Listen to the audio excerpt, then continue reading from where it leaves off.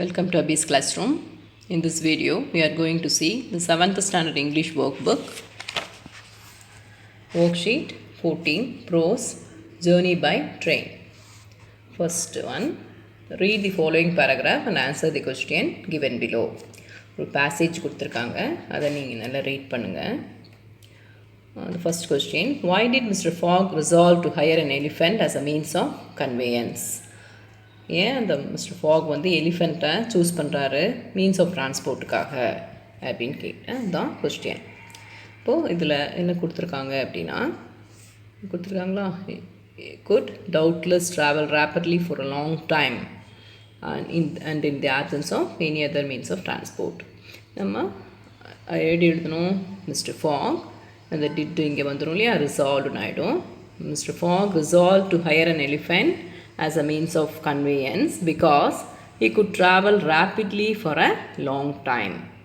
நிறைய நேரம் ட்ராவல் பண்ணலாம் வேகமாக அப்படிங்கிறதுனால தான் ஃபாக் அப்படிங்கிற ஒரு எலிஃபெண்ட்டை மீன்ஸ் ஆஃப் கன்வேயன்ஸாக மீன்ஸ் ஆஃப் ட்ரான்ஸ்போர்ட்டாக சூஸ் பண்ணியிருக்கார். Okay, second one, read the following paragraph and answer the questions given below. செகண்டும் அதே மாதிரி ஒரு பேராகிராஃப் கொடுத்துருக்காங்க, அதுக்கு ஒரு questions. During the night the train left the mountains behind and passed Nasik. On the next day, proceeded over the flat, well-cultivated country of the Khandesh, with its straggling villages, above which rose the towers of temples. This fertile territory is watered by many small rivers and clear streams, mostly tributaries of Godavari. Why is the country of Khandesh fertile? On the Khandesh அப்படிங்கிற country ஃபோர்டைலாக இருக்குது, வளம் மிகுந்ததாக இருக்குது அப்படின்னு கேட்குறாங்க. என்ன கொடுத்துருக்காங்க, is watered by many small rivers இல்லையா. The country of the Khandesh is fertile because it is watered by many rivers, streams and tributaries of Godavari. கோதாவரியினுடைய சின்ன சின்ன கிளை நதிகள் இருக்கும் இல்லையா, அதெல்லாம் வந்து அதில் பாயுது. அதனால் அது வந்து எப்படி இருக்குது, ஃபோர்டைலாக இருக்குது. Okay, third one, pick out a suitable affix and coin new words for the root word given in the table below and write them in the blanks. இதில் அஃபிக்ஸ் எதை போடலாம் அப்படின்னா, லீகல் அப்படிங்கிறதுக்கு எது போடலாம், இல்லீகல். ஹெசிடேட்டுக்கு ஹெசிடேஷன், இதுக்கு uncomfortable. ஹேபிட்டன்ஸுக்கு இன்ஹேபிட்டன்ட், ரைட்டுக்கு rewrite. சரியா, illegal, hesitation, uncomfortable, inhabitants, rewrite. Next, fourth one, pick out the suitable words or phrases from the clue box and write them with the signs given. இப்போ pictures கொடுத்துருக்காங்க, அதோட match ஆகிற மாதிரி match பண்ணணும். இப்போ இதில் ஒரு காஃபி கப் கொடுத்துருக்காங்களா, இது காஃபிடேரியா அப்படின்னு காஃபி ஷாப்பினுடைய பேர், அதனால் அது பண்ணுறோம். அடுத்தது இந்த ஃப்ளைட் வந்து அரைவல் வருது இல்லையா, கீழ் நோக்கி இருக்குது, அதனால் ஃப்ளைட் அரைவல். நெக்ஸ்ட்டு ரயில் ரோட் க்ராசிங். இங்கே ஒரு ரயில் ரோடு இருக்குன்னா என்னது, ரயில் தண்டவாளம் அங்கே போகுது அப்படின்னா அது இந்த மாதிரி சிம்பிள் போட்டு கொடுத்துருப்பாங்களே, rail road crossing. Next flight departure. Flight எப்படி இருக்குது, டிபார்ச்சர் ஆகுது, இப்போ மேலே கிளம்புது, ஃப்ளைட் டிபார்ச்சர். நெக்ஸ்ட்டு பேக்கேஜ், சரியா, லக்கேஜ், இந்த baggage. Okay, next one, fifth row பண்ணப்போ rearrange the following sentences in a sequential order.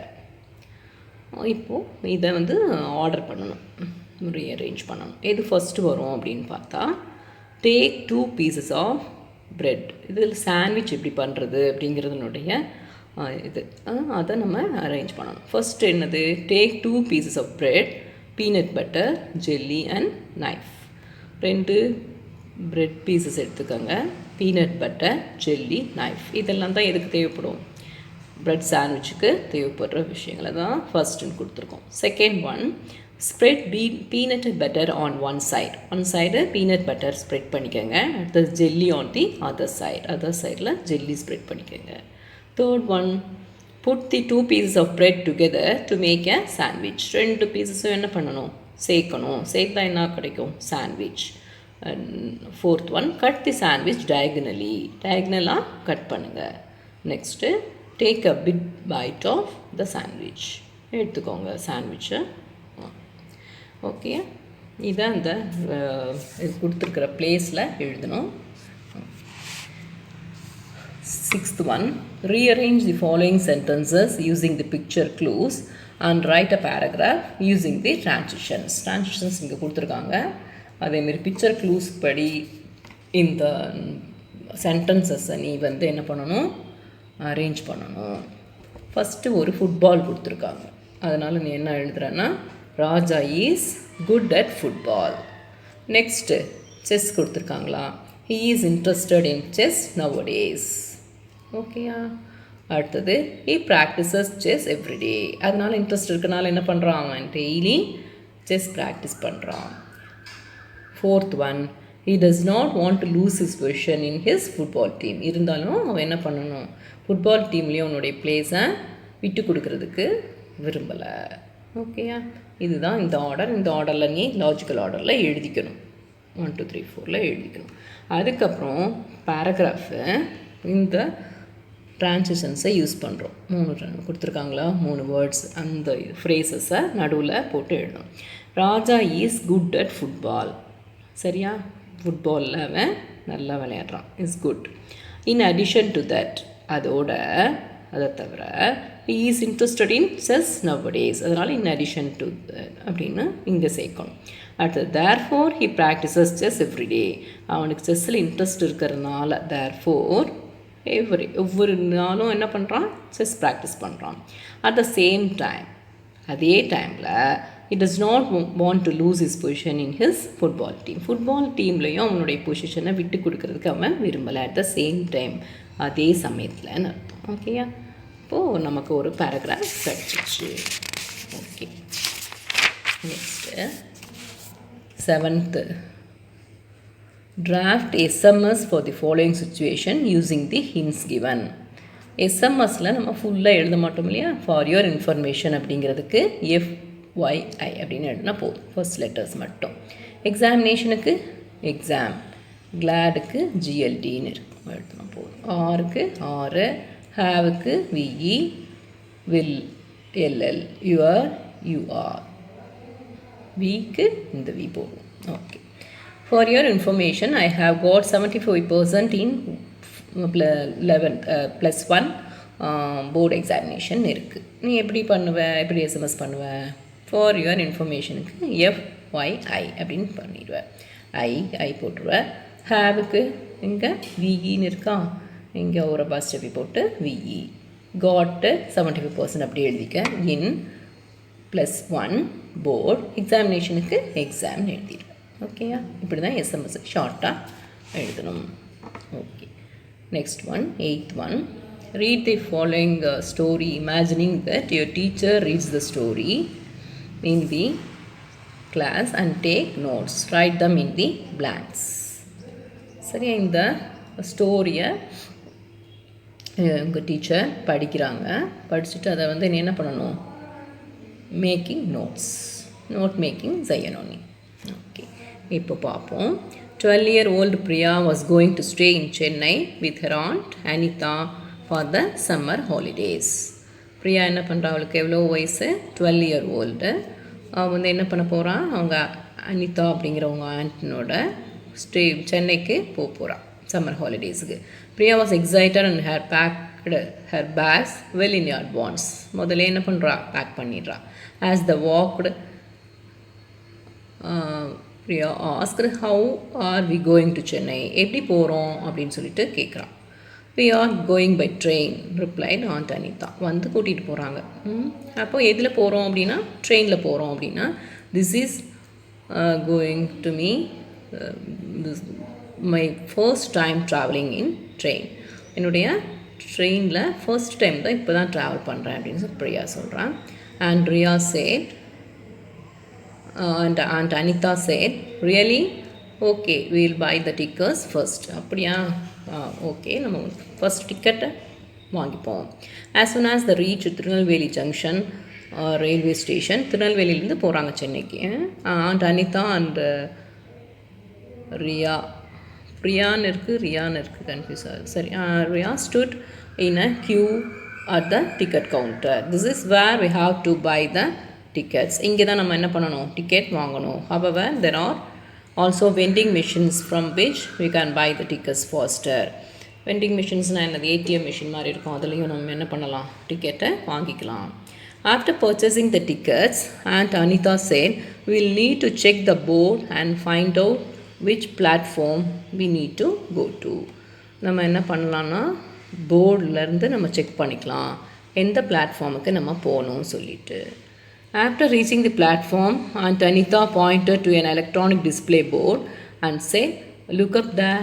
The board shows which train is coming next and where it is headed to. அதுக்கப்புறம் பிளாட்ஃபார்முக்கு வந்துட்டு electronic display போர்டை பார்த்து என்ன பண்ணுறோம், அங்கே பாரு, அந்த போர்டு வந்து என்ன பண்ணும், ட்ரெயின் வந்து எந்த ட்ரெயின் இங்கே வருது நெக்ஸ்ட்டு அப்படின்னு சொல்லிட்டு காட்டிடுவோம். Priya look at the board. The train to Chennai was due to arrive. அந்த ட்ரெயின் சென்னைக்கு போகிற ட்ரெயின் தான் இப்போ வரப்போகுது அப்படின்னு அந்த போர்டில் காட்டுது. Soon the train arrived at the platform. உடனே என்ன ஆச்சு, பிளாட்ஃபார்மில் அந்த ட்ரெயின் வந்துடுச்சு. Priya and Aunt Anita stepped onto the train and found their seats by the window. அந்த ட்ரெயின்குள்ளே போயிட்டு அந்த விண்டோவில் பக்கமாக அவங்களுடைய சீட்ஸை பார்க்குறாங்க.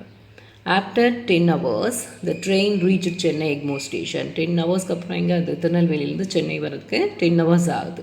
Priya and Aunt got off the train. My first train journey was so much fun. Thank you, Aunt Anita, said Priya happily.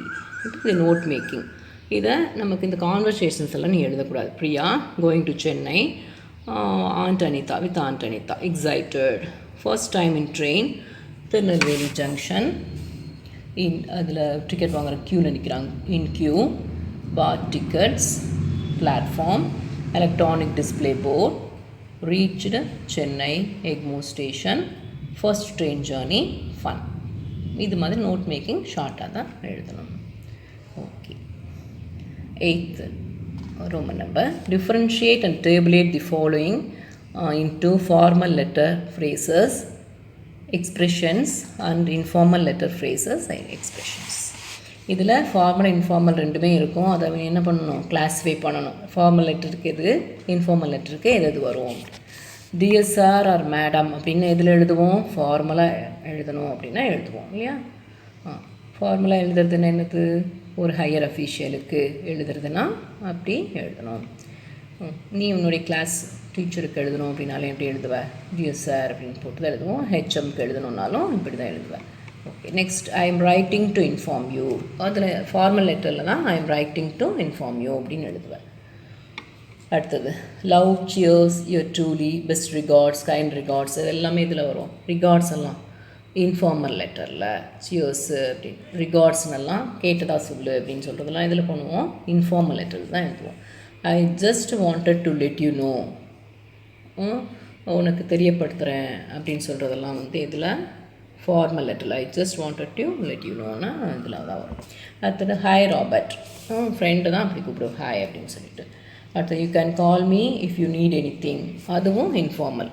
உனக்கு ஏதாவது தேவைப்பட்டால் என்னை கூப்பிடலாம் அப்படின்னு சொல்கிறது இன்ஃபார்மல்.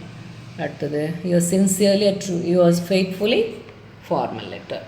ஃபார்மல் லெட்டரில் தான் சின்சியர்லி ஃபெய்த்ஃபுல்லி போடுவேன். அடுத்தது, please to not hesitate to contact me, அதுவும் இன்ஃபார்மலில் தான் போடுவேன். என்னை காண்டாக்ட் பண்ணுறதுக்கு நீ ஹெசிடேட் பண்ணாத அப்படின்னு இன்ஃபார்மல் லெட்டரில் தான் நீ எழுதுவ. Okay. Next 9th Roman letter, last one. Frame a sentence by writing the first letters of the given picture clues in the boxes provided below them. இதில் பிக்சர்ஸ் கொடுத்துருக்காங்களா, அதை எழுதிட்டு அதனுடைய ஃபர்ஸ்ட் லெட்டர் எழுதணும். ஐஸ்கிரீம், ஐன்னு எழுதிடணும். Sun, S, house, H, ant, A, log, எனக்கு log, L, அதே எல் எழுதிடுறேன். அடுத்தது, ஷீப், ஆக்டோபஸ், ஓ. அடுத்தது, ஆக்டோபஸ், ஓ. ஃபிஷ்ஷுக்கு F, nose, N, octopus, O, அதே ஆக்டோபஸ் தான், again O. Tree, T, first letters. இதை எழுதிட்டு நம்ம என்ன, I shall show of note அப்படிங்கிற ஒரு சென்டென்ஸ் வருது. Frame a sentence. I shall show of note அப்படிங்கிற ஒரு சென்டென்ஸ் நமக்கு கிடைக்குது. ஓகே, அது உங்களுக்கு யூஸ்ஃபுல்லாக இருக்கும்னு நினைக்கிறேன். நெக்ஸ்ட் வீடியோவில் மீட் பண்ணுவோம். Good bye.